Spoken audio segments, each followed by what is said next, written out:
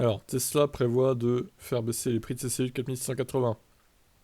Selon la marque, ses propres éléments de la batterie vont être moins chers que ceux de la concurrence.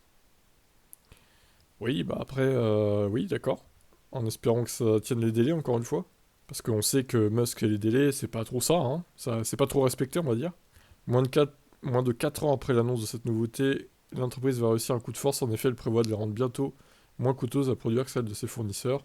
Un pas en avant énorme pour Tesla face à des spécialistes de batteries comme LG ou KTL.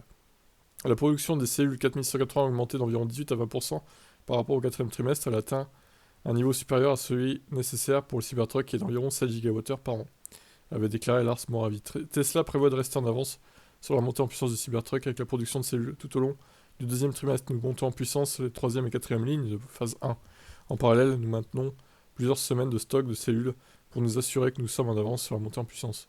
En conséquence, le coût de revient continue de baisser rapidement. Ça se fait grâce à l'amélioration du rendement sur l'ensemble des lignes et l'augmentation du volume de production.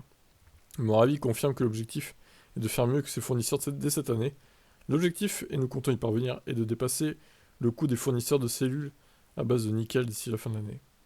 Très bien, on verra si c'est le cas ou pas. En tout cas, bon, les projets semblent ambitieux, mais s'ils y arrivent, tant mieux, hein. Ouais, ciao.